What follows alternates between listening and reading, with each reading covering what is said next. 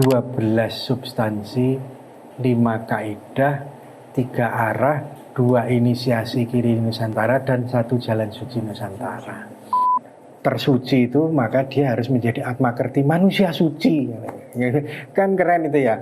Terus kalau masuk ke Lombok ada Nadatul Waton, ada kesucian dan kekuatan magis. Yang itu tidak ada dalam konstruk berpikir barat.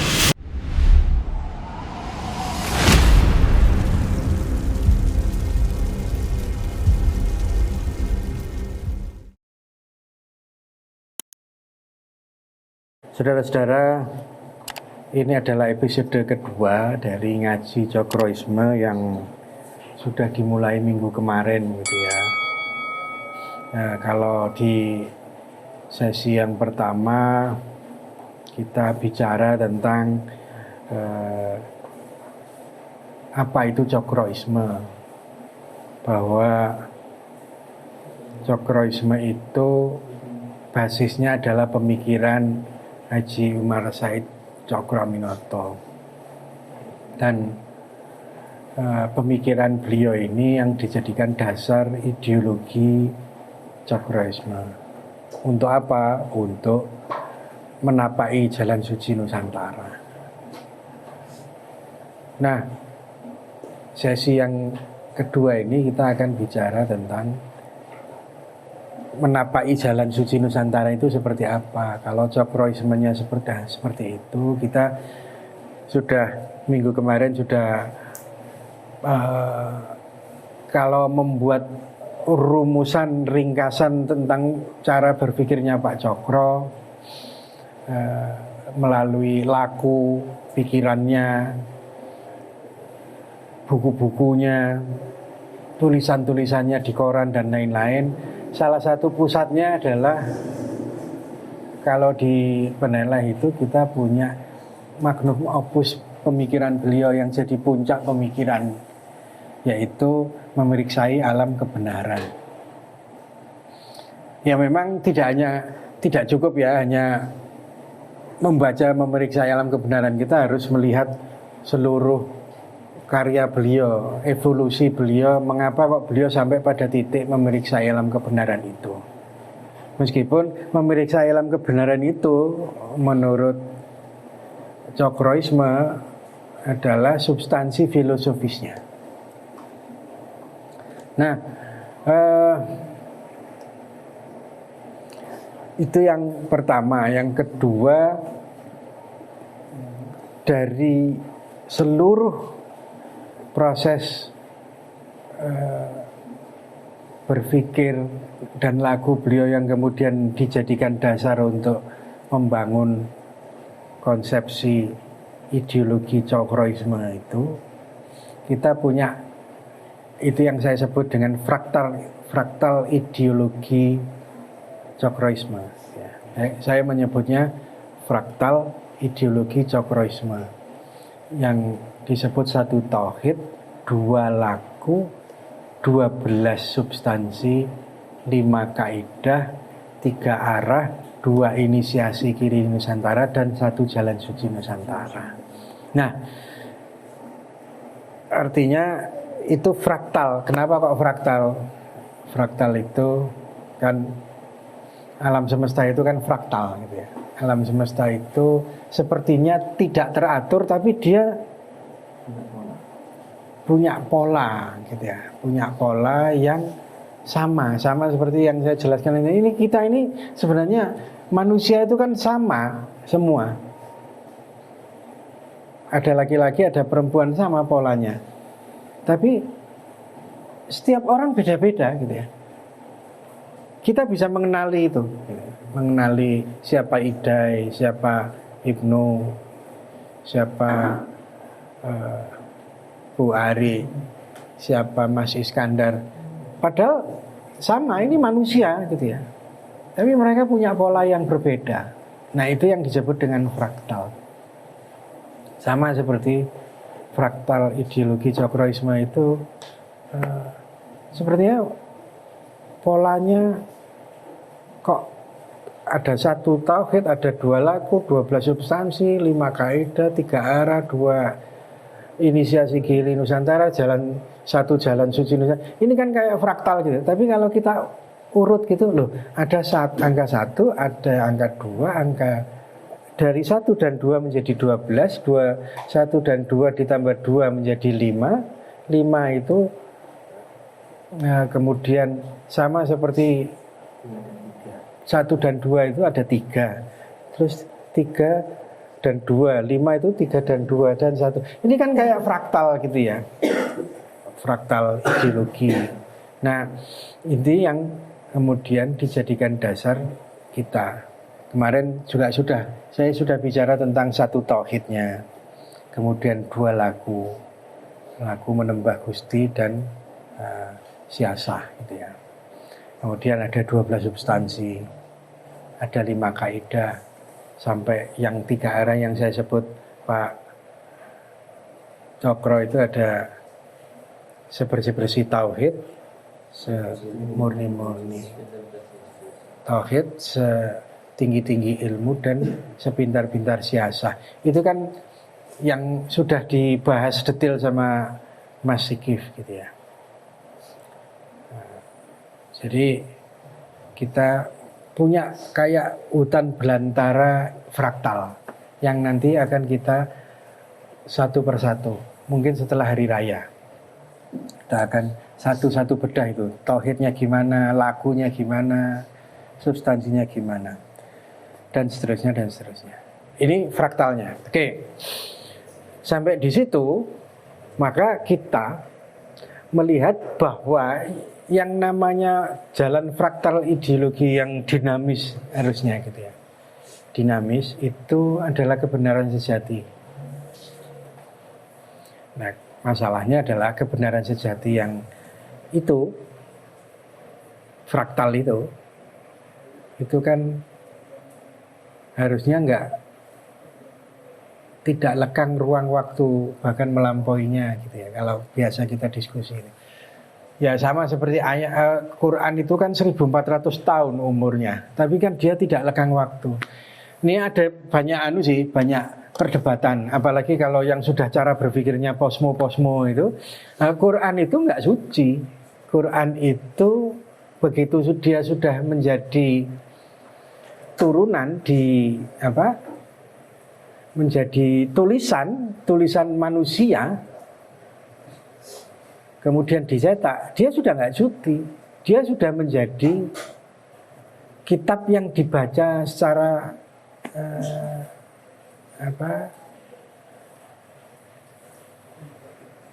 dia sudah menjadi sangat tidak suci lagi. Suci itu kalau lawannya apa namanya? Apa namanya itu? Suci, sacred lawannya profan. Sudah nggak suci lagi, sudah nggak sakral lagi, tapi dia profan, sudah kering, sudah nggak ada injeksi ilahiyahnya sudah hilang.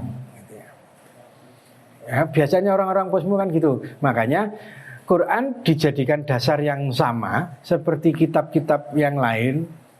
Kalau Nasrani kan mengatakan itu kitabnya Alkitab gitu ya, Perjanjian Lama, Perjanjian Baru.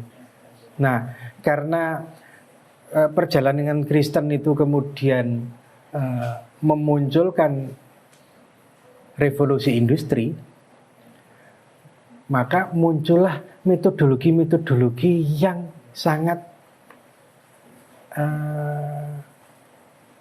profan tadi. Muncullah hermeneutika, metode menafsir kitab suci berdasarkan pemikiran manusia dan konstruksi existing. Nah, sekarang juga sudah Quran itu dianggap juga sudah profan, ya sudah. Kalau gitu Quran bisa dimaknai, ditafsir ulang menggunakan logika berpikir hermeneutik, misalnya gitu. Nah, padahal ya yang unik ini kan AI ya. AI itu ketika saya nggak ngerti ini beneran apa enggak gitu ya. Kalau di TikTok apa-apa itu sebenarnya Quran itu bisa nggak orang bisa bikin Quran ya? AI sendiri nyatakan nggak bisa. Nggak ada yang bisa karena dia sangat fraktal. Quran itu fraktal. Nggak punya logika. Logikanya itu loncat-loncat, tapi dia alamiah. Dan dia suci gitu ya. Nah itu kan keren itu ya. Nah kalau perjanjian lama, perjanjian baru itu kan runut itu ya, sejarahnya. Kan kayak berpikir kita. Kitab perjanjian lama itu ada kitab kejadian. Nah, jadi proses alam semesta dibentuk. Habis itu kitab apa yang kedua itu? Apa itu namanya? Musa yang betul desa itu. Nah, jadi kan urutan dari apa? Genesis kan kejadian. Habis kitab Genesis kemudian ada kitab urut gitu. Seperti logika sejarah gitu ya. Nanti ada Nabi Musa, habis Nabi Musa kemudian ini terus gitu. Nah kalau Quran kan nggak urut gitu ya. Kita yang harus mengurutkannya itu ya. Ya mengurutkannya itu sesuai dengan kapasitas kita. Itu baru mengurutkan sejarah saja. Artinya fraktal ideologi Cokroisme juga seperti itu. Karena dia merujuk ke Quran, dia merujuk ke Islam, artinya dia harus merujuk pada kesucian itu. Nah, sekali lagi, karena dia fraktal ideologis, dia bukan hanya pajangan ayat dan normativitas yang baku gitu ya. Tapi dia adalah titik-titik penting bagi bagaimana Prawiran Jurid itu menjalankan dalam ruang waktu Nusantara yang berkesucian. Menarik, saya waktu naik mobil itu ya Bu Ari ya, itu ada warung atau warung pojok itu biasanya buka itu. Ramadan nggak buka dia, tak foto tulisannya selama Ramadan toko tutup, buka setelah Hari Raya Idul Fitri. Oh kan ini berbeda jauh itu ya logikanya, seperti kalau cara berpikir rasional bahwa yang namanya bisnis itu mumpung Ramadan kita bisa bisnisan, maka kita bisa buka takjilan gitu ya. Itu kan beda logika. Artinya dia bisa memahami substansi makna kesucian itu. Oke, sampai di sini. Pertanyaannya adalah nanti kira-kira apa hanya Islam saja yang harus suci? Kalau begitu, Nusantara, kalau kita di ruang dan waktu Nusantara ya Nusantara harusnya suci kan gitu. Oke, ini kata kunci pertama dulu. Sebelum ini mungkin ada yang mau diskusi dulu, ada yang mau nanya dan lain-lain. Soalnya kemarin yang sesi pertama kelihatannya ada yang mau nanya, tapi karena waktunya mepet gitu ya, kita nggak sempat diskusi. Monggo kalau ada yang mau nanya-nanya dulu. Katanya kemarin yang gelisah itu Bu Ari itu. Iya toh? Iya, ayo Bu. Iya langsung aja. Kalau yang sering akhirnya kan kita kan sekarang sudah selalu ngomong Cokroisme gitu kan, jalan suci Nusantara gitu kan ya. Kan akan selalu ditabrakkan dengan pertanyaannya, emang budaya Indonesia yang asli itu seperti apa? Emangnya tuh kalau kita bicara tentang paradigma Nusantara itu apakah itu memang menjadi kesucian? Karena kalau memang sekarang bicara tentang yang paling suci itu apa? Agama paling suci kita udah jelas ya, Islam kan ya, udah pasti gitu. Yang akan sering ditanyakan dan akan dihadapi teman-teman aktivis kan gini, kalau kita pakai paradigma Nusantara sebagai jalan suci Nusantara, lawang Nusantara itu loh, kalau kita bicara tentang katakan Papua gitu, atau katakan suku Dayak, atau katakan Bali yang Hindu, Terus itu kan juga Islam. Titik temu antara budaya dengan kesucian itu. Kalau misalnya teman-teman nanti ditanya, itu nanti gimana? Itu kan harus disepakati sama-sama kan? Pasti akan selalu ada pertanyaan gitu kan?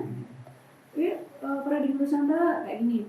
Penera tuh punya ini loh, punya banyak aktivis juga, ada aktivis yang Nasrani gitu kan, ada aktivis yang kayak siapa dari India, kita punya penera ambassador yang Hindu.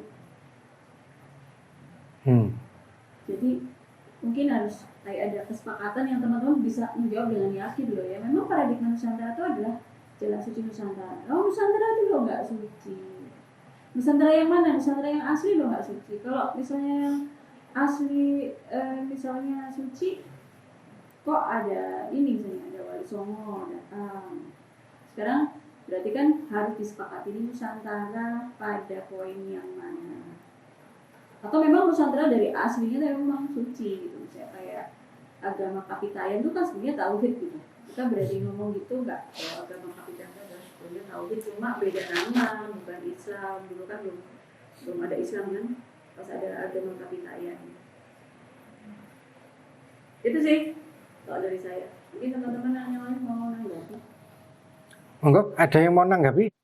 Gak apa-apa, sambil kita diskusi sebelum saya jawab.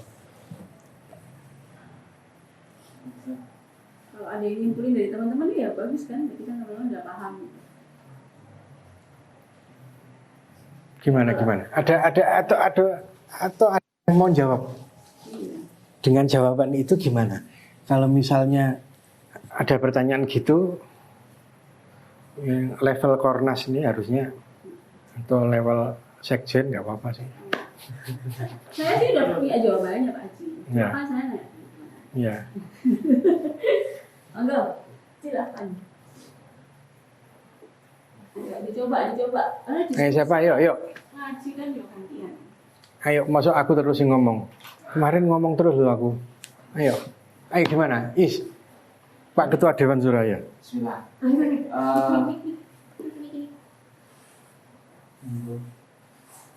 Oke. Minggu kemarin itu saya juga mau tanya tentang Mau jawab kok malah Pak. posisi. Biasanya teman-teman itu kan kemudian nanya Pak ketika di Karnas posisi ideologi.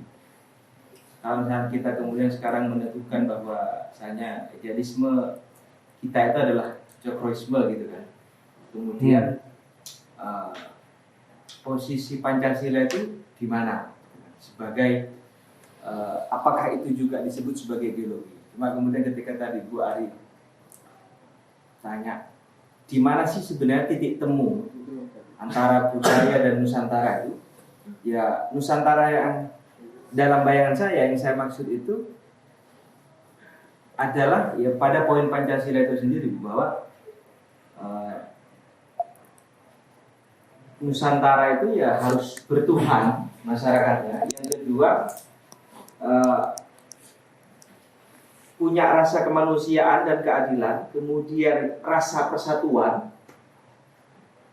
dan dalam pemerintahan ya kerakyatannya itu dipimpin oleh hikmah, orang-orang yang punya hikmah dan punya kebijaksanaan serta punya kesejahteraan. Jadi yang Nusantara yang dimaksud itu adalah bagi saya ya itu gitu loh. Karena kan berbagai suku, berbagai ragam ras. Nusantara yang dimaksud apa? Ya adalah kesatuan gitu, tanpa adanya saling menjatuhkan satu sama lain. Nusantara yang dimaksud dalam kerangka Indonesia adalah ya manusia-manusianya, mereka yang punya ketuhanan, punya bertuhan, yang saling menghargai satu sama lain. Termasuk kalau misalnya dikilas balik ke Nusantara yang dulu, misalkan argumentasinya, kenapa kemudian ada Wali Songo? Ini bisa jadi Nusantara pada saat itu ya juga terkena virus ketidakadilan, sehingga kemudian ada Wali Songo hadir untuk membangun yang namanya kesejahteraan. Mungkin itu sih Pak dari saya. Terima kasih. Ya. Siapa lagi? Ayo diskursus aja kita. Penting itu. Boleh sedikit Pak.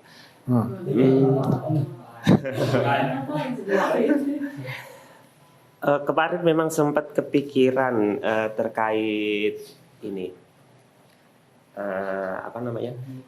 bagaimana Barat itu sebenarnya memotret agama terkhusus di Islam itu sendiri. Padahal kan kalau saya meyakini bahwasanya Barat itu sendiri tidak meyakini adanya agama.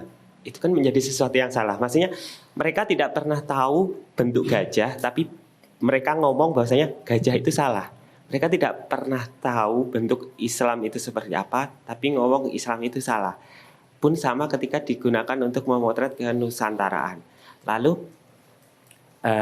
titik temunya itu di mana? Saya kira titik temunya itu di adab atau norma itu sendiri. Karena esensi agama itu sendiri kan mengajarkan nilai adab, nilai tata krama, dan di Nusantara itu selalu ada di nilai budayanya selalu mengutamakan adab dan moral mungkin nyebutnya, atau adab itu sendiri. Di titik temunya saya kira ya antara Islam dan kebudayaan Nusantara ya di adabnya itu sendiri. Oke. Gitu sih Pak. Adab, Pancasila. Oke, siapa lagi? Yo. Mantung.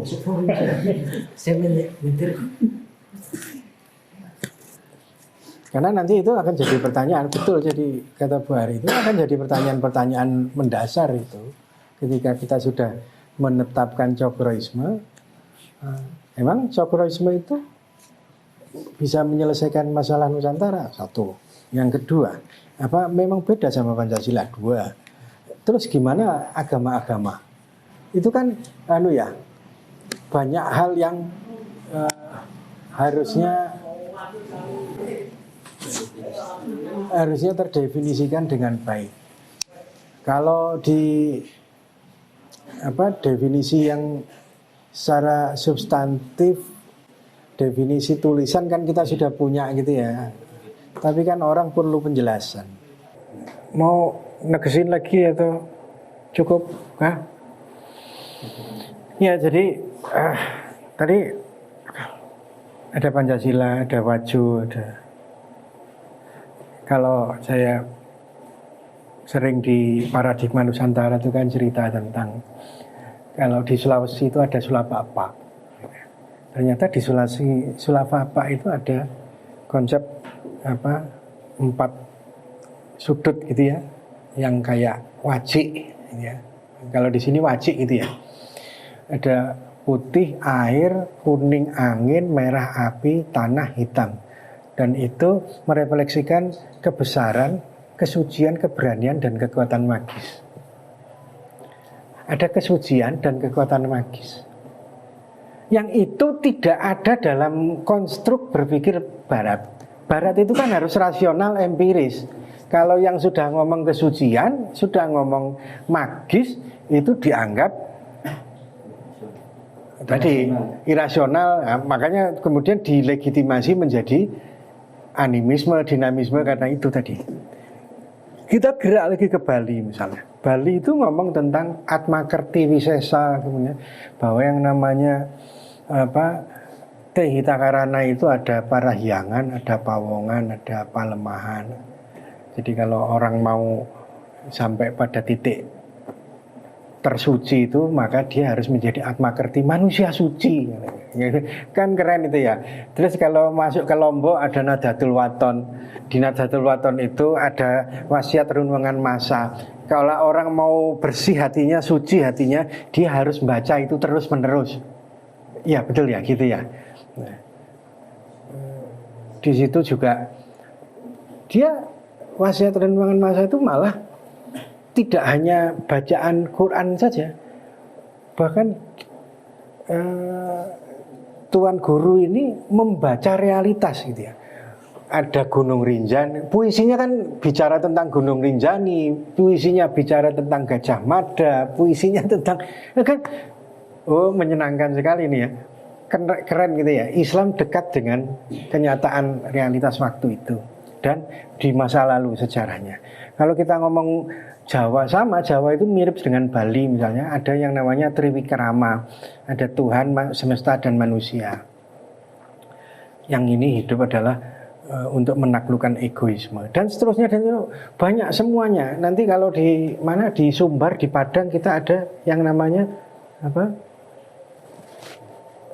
Sarak Basandi Kitabullah gitu ya. Adat Basandi Sarak, Sarak Basandi Kitabullah. Ternyata ini ada juga loh di Lombok kelihatannya. Adat Basandi Sarak, Sarak Basandi Kitabullah, tapi bahasanya agak beda gitu. Hah?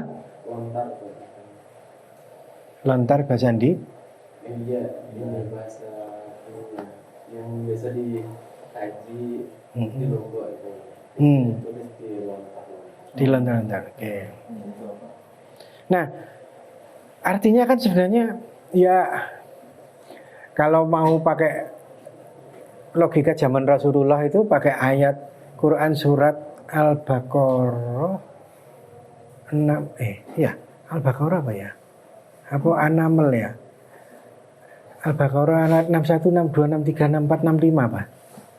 Betul nggak? Coba sih, saya lihat 61 ada 62. Iya, ayat Al-Baqarah ayat 62 deh.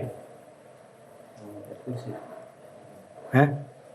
Ya yang kemarin saya ngomong itu ya, 62 itu ya. Nasrani, Yahudi dan Sabiin itu ya. Loh, Islam saja mengakui selama mereka beriman dan berbuat baik, ya sudah, itulah saudaramu. Makanya kita kan diminta untuk percaya pada kitab kan, ya. Percaya pada kitab, percaya kepada nabi, para nabi. Artinya kan clear itu ya. Itu yang kedua jawaban saya. Nah, terus koneksinya gimana? Koneksinya adalah kalau Islam itu sudah final, kebudayaan yang lama sudah final. Makanya seperti Sunan Kalijogo itu supaya kebudayaan ini menjadi final, Sunan Kalijogo kemudian bikin wayang misalnya. Ya kan, untuk menegaskan bahwa tradisi-tradisi yang sudah ada selama itu masih bisa dipakai dan memang berakar pada kebaikan, oke, gitu ya. Berakar pada adab seperti yang dikatakan oleh Mas Ibnu tadi, ya oke. Karena memang Islam itu ujungnya adalah menyelesaikan masalah adab, gitu ya. Makarimal akhlak itu kan. Nah kalau memang iya, ya sudah, itu clear gitu ya. Dan itu kemudian diteguhkan lagi di Pancasila. Nah Pancasila itu kan kumpulan para wali, para nabi, para ulama gitu ya. Para ulama dan para cerdik pandai yang semuanya sudah memahami realitas Nusantara yang sedemikian luas itu, kemudian punya simpulan bahwa kesucian itu harus dilegitimasi lewat sila pertama, ketuhanan yang Maha Esa. Dan kesucian itu hanya bisa dicapai lewat manusia-manusia yang beradab tadi. Harus keadaban itu penting. Terus dan seterusnya sampai ke ayat sila kelima. Itu kan kesepakatan founding fathers, kesepakatan para cerdik pandai, para ulama untuk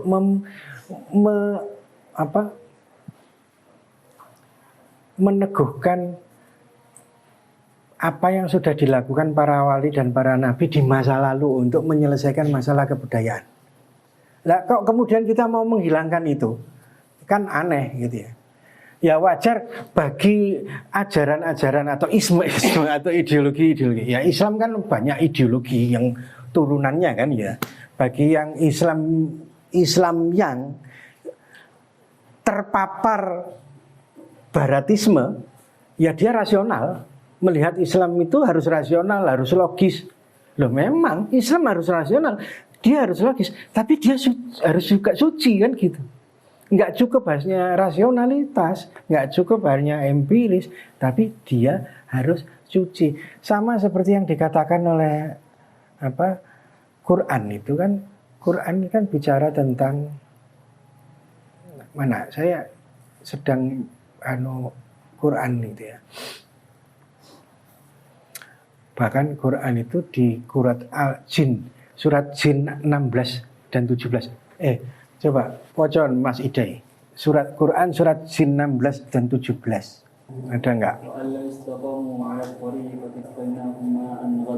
Dan sekiranya mereka tetap berjalan lurus di atas jalan itu, agama Islam, niscaya kami akan mencurahkan kepada mereka air yang cukup. Linaftiyannahum fihi wa may yu'rid 'an dzikri rabbih yasluku 'adzaban syu'ada. Dengan cara itu kami hendak menguji mereka, dan barang siapa berpaling dari peringatan Tuhannya, niscaya akan dimasukkannya ke dalam azab yang sangat berat. Ayat 16 dan 17. Oke, itu ada kata torikoh, jalan lurus. Iya. Apa? Dia ngomongnya wala torikoti. Iya kan? Di atas, berjalan di atas jalan itu ya, jalan yang lurus itu. Nah, torikot, kalau kita baca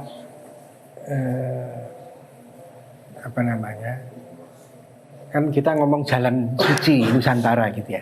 Jalan suci Nusantara itu saya membayangkan langsung yang namanya jalan itu adalah syariah, tarik, hakikoh, makrifat gitu ya. Syariah itu juga jalan. Jangan kan gitu ya. Kalau kita terjemahkan akar kata syariah itu adalah jalan yang lebar, yang dijadikan, di mana ketika kita menjejak itu ada bekasnya, karena itu adalah bekas jalan air menuju ke sumber air. Maka kemudian arti kata itu dirumuskan menjadi jalan menuju kesucian air itu, sumber air yang bersih itu. Maka harus menjalankan syariat ya. Jadi kebudayaan-kebudayaan yang lama belum terstruktur gitu ya. Nah, Islam kan datang untuk menstrukturkan, menjalankan syariat itu. Nah, ini jalan yang besar. Nah, torikot ternyata juga jalan air, tapi jalan kecil, di mana jalan kecil itu hanya bisa dicapai melalui jalan yang mendaki, yang sulit sekali. Pertanyaan ini kan masalahnya ya, kalau kita ngomong jalan sulit itu kan jalan yang harus ditempuh oleh para salik. Maka kalau orang para salik itu kan supaya bisa meneguhkan itu kan, waduh, zikirnya yang kuat gitu ya. Bukan itu sebenarnya. Salik yang sebenarnya ya itu benar ya. Tapi salik sebenarnya adalah menempuh jalan yang penuh terjal. Masalahnya ini aktivis peneleh itu secara rasional, secara batiniah sudah selesai mereka. Secara ideologi selesai, tapi mereka belum kuat menempuh jalan terjal.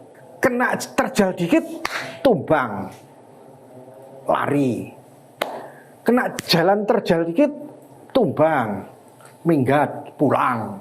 Rasionalnya iya, tapi nggak selesai. Saya tuh sampai mau ngasih contoh, gimana kita nyari duit, jungkir balik. Hanya untuk, tapi enggak ya, nyari duit ya itu biasalah, namanya di mana-mana yang namanya organisasi harus ada uangnya, harus ada. Loh, sekarang yang namanya uang ternyata enggak penting juga. Kita punya uang, kita bisa sewa server, iya kan? Kita bikin web sebanyak-banyaknya, kita punya berapa web, bayar lagi pakai hosting, tumbang juga.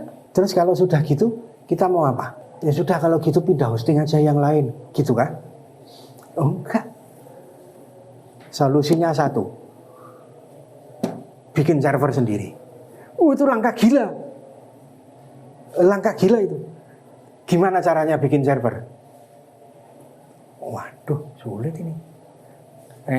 Saya yakin Mas Irawan tumbang dia, minggat dia. Habis ini paling dia pulang dia ke Lombok, ngilang nih. Tumbang. Kalau saya didebak gitu. Oh, tak tempur kon. Websitenya Peneleh dihancurin semua. Ayo perang sekalian. Tak hadapi. Apa yang saya hadapi sekarang? Bikin server sendiri, beli server sendiri. Nek gak iso tuku server, saiki ono bosok-bosok nggak komputer yang pernah dirusakkan kalian itu, ternyata tak ambil dari gudang, tak hidupkan lagi. Aku ini sekarang jadi kayak tukang servis komputer. Semua komputer tak hidupkan semua, satu persatu. Kalian umur 25 harusnya bisa. Aku umur 55 tak rampung ke. Sekarang semua komputer dan semua laptop itu jadi cantik, indah. Delok niku sing tak foto iku. Keren apa ora?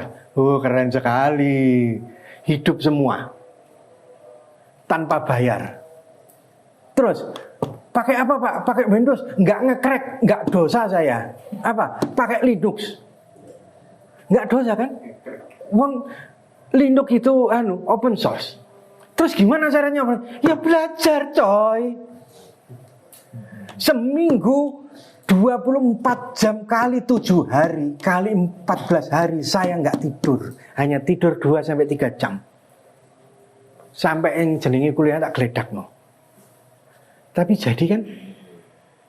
Jadi. Sekarang yang itu ibu-ibu gimana berjuang nyari uang? Kene aku njaluk 20 juta tak gawekno server anyar. Khusus yang OJS tuku 16.800.000. Alhamdulillah iso tuku. Bisa coy. Kalau kalian mau. Kalau enggak kalian dicek tumbang. Cek lanang kok. Nah, maksud saya adalah jadi Cokroisme itu adalah ideologi yang bukan hanya masuk di kepala kemudian kesadaran ideologi saja. Lo enggak tempur, toriko, jangan syariah tok, makanya jangan pernah minum teh tok, minumlah kopi. Karena kopi itu adalah syaratnya toriko. Toriko yang seperti apa? Toriko yang menempuh jalan mendaki. Dalam mbok kira ngurusi awakmu, apa ngurusi Peneleh yang ribuan orang ini nggak jalan mendaki, capek. Nggak apa-apa. Emang saya, Bu Ari, Mbak Frida nggak capek? Capek. Emang lu aja yang capek. Capek kita. Tapi karena itu tadi kita sudah bisa memaknai bahwa ada syariat. Syariat ini harus ditempuh, tapi harus ada tarekat, menempuh jalan terjal. Saya merumuskan tarekat itu bukan hanya loh ya. Artinya bukan hanya itu, lakukan juga. Zikirmu lakukan. Makanya lagu di Peneleh itu harus tetap ada lagu zikir di setiap tapi juga ada lagu tempur. Marawilung Jurat itu tempur. Torikot itu tempur. Makanya kita nggak bisa hanya diem. Ayo udah, nek ngono aku tak jadi sufi. Tidur zikir tok aja. Oh, nggak bisa. Sufi yang benar bertempur dia di lapangan. Menyelesaikan masalah. Itu namanya torikot, menempuh jalan yang terjal.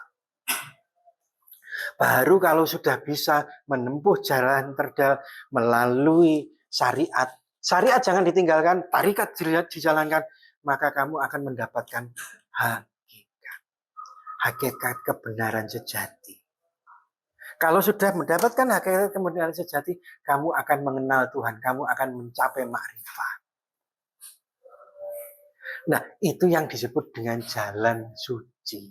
Nah, jalan suci inilah yang akan dijadikan dasar untuk menggerakkan Nusantara. Ya. Perkara kemudian, terus ada yang non-muslim gimana? Selama Nasrani, Yahudi, sabiin beriman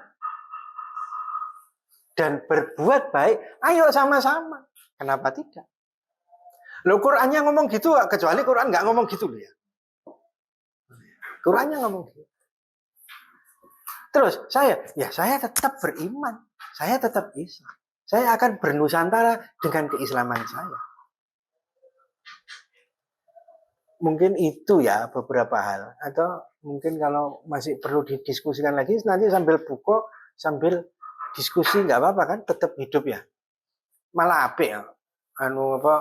Podcastnya sambil makan sambil Masuk podcast kudu ndelok siji aku tok kan enggak. Oke, ada yang mau ditanyakan sambil nunggu buka?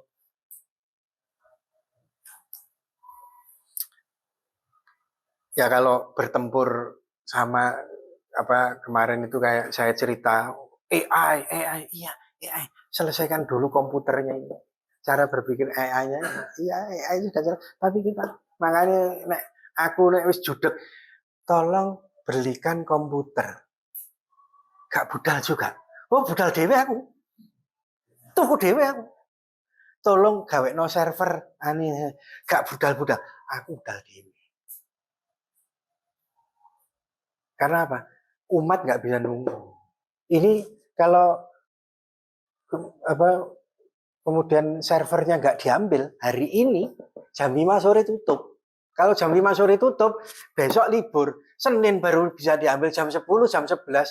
Nah, kena ngajar, kena aktivitas baru sore. Selasa baru diurus. Nyunjut wis. Nggak bisa nunggu. Jadi ngono ya Mas Irawan ya. Tangguhlah. Setangguh diriku. Tempur kenapa? Jalan terus, pantang mundur. Monggo, Bari, Mbak Frida atau siapa? Mau nambahin? Mas Ikif, nambahin?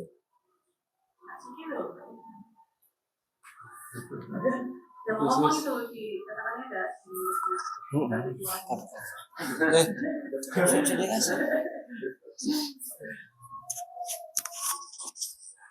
Baik, bismillahirrahmanirrahim. Langsung saja. Ini Pak, saya tertarik. Saya ngasih pendapat sekaligus mengingatkan ke beberapa aktivis kita itu. Soal Jalan Suci Nusantara memang saya kira itu sebelumnya hanya sekedar kalimat ya Pak, kayak Jalan Suci Nusantara.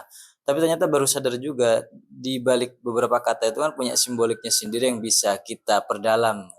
Jalan itu saya juga baru sadar bahwasanya syariah itu dari kata syari yang memang artinya jalan, torikot sama juga dari torikoh. Yaitu sebagaimana yang di buku Kita Bukan Bebek kan saya tulisnya Tirakat Nubuwah itu Pak. Kan versinya adalah gimana jalan kenabian kalau versi yang saya tulis. Jadi bagaimana pembaca ataupun saya sendiri itu bisa mengikuti jalan-jalan perjuangan ala Nabi. Bahkan sebenarnya para Nabi itu lebih parah lagi, yang dia harus berdakwah bertahun-tahun, ujiannya lebih berat dan sebagainya. Nah kita perlu salah satunya ya mungkin untuk menempuh kesucian, menempuh jalan kesucian para Nabi juga kan gitu. Terus juga terkait yaitu tentang torikot menempuh jalan terjal, yaitu ya itu yang disebut dengan bertempur. Ya kebetulan juga Pak di Pondok Kader memang kita sering diskusikan soal manifestasi Parawirang Jurid itu Pak, yang sebagaimana Pak Cokro tulis di buku Memberi Salam Kebenaran, dan itu selaras juga Pak Cokro rekomendasinya adalah tentang harga dan kepentingan Quran, sholat dan agama. Yang lagi-lagi itu membentuk mentalitas perwira jurid yang memang harus disiplin dan siap tempur. Itulah kenapa sekalian saya juga mengingatkan ke teman-teman yang ikut Pondok Kader khususnya. Sekalian kami juga kasih tahu bahwasanya memang mereka beberapa hari ini memang kita potong waktu tidurnya. Awal-awal mereka memang udah ngantuk, dipaksa untuk interaksi dengan Quran, ngaji ngantuk, terus juga Ya dengan segala macamnya itu Pak. Ya memang khusus begitu Pak. Bagaimana caranya? Ya secara mentalitas memang bertempur dengan dirinya sendiri ya Pak. Itu yang kita coba selesaikan. Nah untuk selanjutnya harapannya kita teman-teman bisa balik regional dan bisa bertempur ke masyarakat medan juang yang nyata di regional itu. Ya, oke. Nah itu sih Pak. Nah ya, ini memang kalau Sari itu jalan tolnya. Nah, ini Tarik itu jalan ke Sumbawa. Penuh. Maka jalan yang penting itu adalah jalan yang berkelok-kelok itu supaya bisa kita menempuh jalan kesucian itu. Ya memang berjuang itu kalau nggak penuh kesungguhan itu repot. Kita ini kan wadahnya orang-orang yang penuh kesungguhan. Bukan wadah manusia-manusia yang melarikan diri dari masalah. Melarikan diri dari masalah dan kenyataan dirinya. Di rumah, di kampusnya mereka punya masalah mumet, rumit. Kemudian ke Peneleh malah nambah masalah harusnya. Kalau begitu. Harusnya ke Peneleh itu mereka harus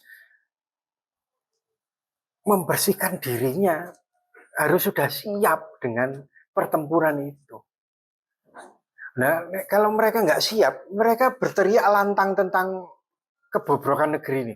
Loh nanti, kalau kalian belum siap dirinya, masih bertempur dengan dirinya sendiri saja, belum selesai. Kemudian ngomong anti korupsi, begitu kalian nggak selesai, nanti kalian masuk ke ruang waktu yang sama seperti itu. Saya yakin kira-kira orang-orang yang korupsi itu, maling-maling itu adalah orang-orang yang dulunya nggak selesai dengan dirinya. Jadi kalau kalian mau teriak-teriak tentang anti korupsi, mau demo, tapi kalian sendiri nggak selesai, ya kalian nanti akan meneruskan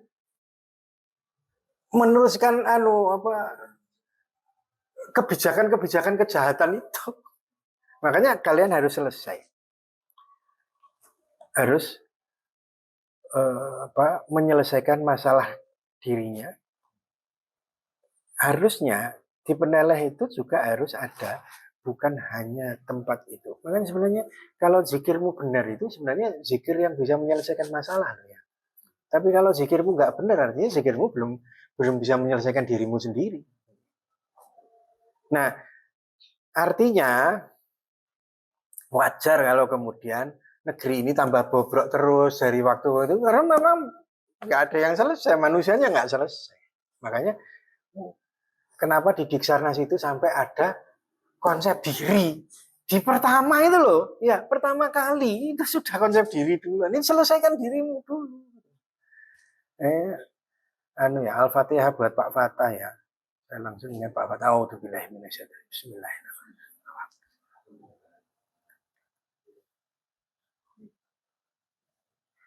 Kalau nggak ada Pak Fatah, kita nggak ngerti. Oh, saya akhirnya diskusi dengan Bu Ari itu. Oh iya, ternyata itu masalahnya.